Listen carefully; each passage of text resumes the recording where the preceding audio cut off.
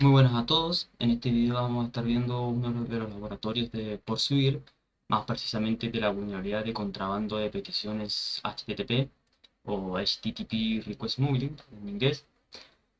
Sin embargo, antes de entrar en detalle en este laboratorio, para explicar un poco cómo funciona esta vulnerabilidad, cuál es el origen, cómo se ataca, sería bueno acá en la página web de Pursuit se pueden ver, por ejemplo, con respecto a esta vulnerabilidad, la forma en la que esta funciona, ¿no?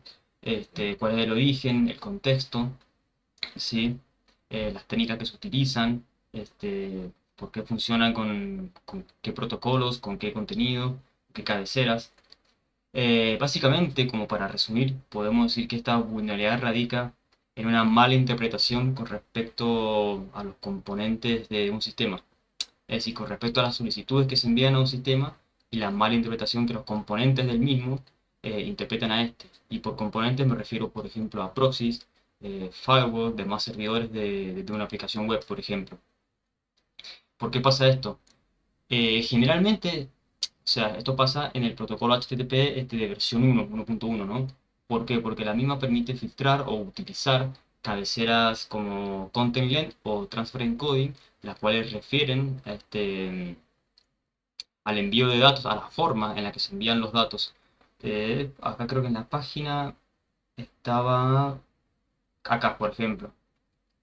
En esta parte podemos ver cómo se envían los datos a través de la cabecera Content Length, la cual refiere al tamaño del contenido. Podemos ver que dice 11, si contamos en 11 bytes, lo que se están enviando. Y con respecto a la cabecera Transfer Encoding, esta hace referencia, esta usa la directiva o la opción chunken, o chunken, no sé cómo se pronuncia en inglés, pero refiere a fragmentos de datos o a trozos de datos, como se muestra en esta parte. ¿Qué quiere decir esto? Que los datos se van a enviar por partes, como se puede ver un carácter B, los datos va a filtrar y siempre termina en cero, ¿no? Entonces, ¿qué pasa? Lo que busca un atacante a la hora de atacar son tres pasos fundamentales.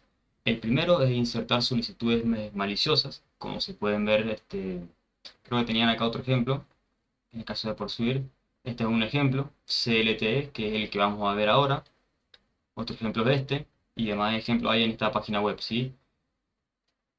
¿Qué pasa? De esta forma, lo que se busca hacer es enviar estos datos para poder, en el segundo paso, verificar si existe una mala interpretación por parte de los componentes, ¿no? Es decir, que en este segundo paso lo que se busca es lograr esa confusión, por ejemplo, de un proxy, de un firewall, y en el caso de que sea acertada, ya el tercer paso vendría siendo incluir, no sé, archivos locales del sistema, envenenar la caché, por ejemplo, ejecutar comandos de forma remota y demás ataques que pueden generar un gran impacto con respecto a esta vulnerabilidad. Así que bueno, sin tantos detalles, pasemos al laboratorio. Si vemos lo que nos explica el laboratorio acá al principio, básicamente lo que nos dice es que este laboratorio hace referencia a que el servidor tanto frontend como backend no admiten métodos distintos a get y a post, y que el servidor frontend no soporta la directiva chunk en este caso. Justamente en este caso el servidor frontend prioriza la cabecera content length y el backend la cabecera transfer encoding, ¿no? Ahora bien, de cara a resolver el laboratorio, ¿cómo podemos comprobar esto? ¿Cómo podemos comprobar de que el servidor frontend prioriza esta cabecera y el servidor backend prioriza la otra? Lo que vamos a hacer es lo siguiente, ¿sí? Vamos al laboratorio, vamos a refrescar. Acá vamos a entrar al HTTP History, buscamos la petición que enviamos al home del sitio web, la enviamos al repeater. Y como había mencionado al principio, recordemos que esta vulnerabilidad prácticamente, por no decir todas, sucede con respecto al protocolo HTTP 1. Así que la idea es cambiarlo. Cambiamos al 1. Verificamos si la petición admite este protocolo. Si la admite. Y por otro lado, debemos verificar el cambio de petición, post. Digamos, si admite peticiones por post, también la admite. Y recordemos que había dicho que solamente admitía get y post, ¿no?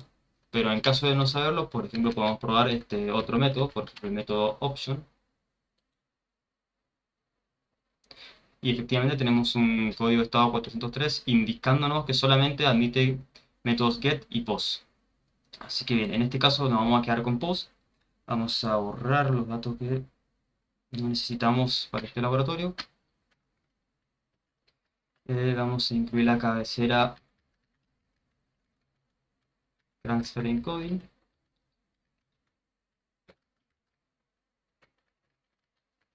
Con la directiva o la opción chunk. ¿Sí? Y acá volvemos a lo mismo. Para verificar si esta vulnerabilidad existe o no, o que servidor frontend o backend priorizan dichas cabeceras, lo que vamos a hacer es lo siguiente. Vamos a suponer que en caso de existir, el servidor frontend, en este caso, prioriza la cabecera transfer encoding, ¿sí? ¿Cómo hacemos esto? Bueno, agregamos los datos que vimos anteriormente,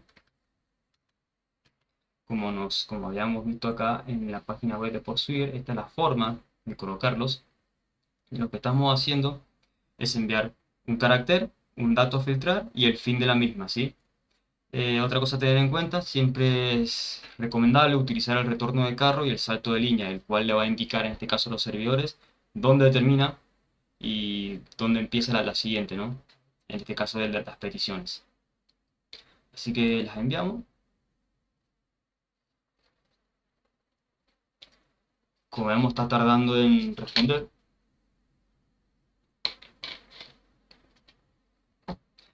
Y efectivamente tenemos un código de estado 500, un internal server error, que si vemos bien, lo que nos está diciendo es que hay un error en el proxy, ¿sí? Me dice, bueno, communication timeout, pero que el proxy no está validando de forma correcta lo que le estamos enviando. Entonces, el código de estado no es 400, no es 403, no es 404. Entonces con esto ya podemos deducir nosotros de que lo que está haciendo en realidad el servidor, o lo que nos está diciendo es, está bien lo que estás enviando, pero no es de la manera correcta, ¿sí?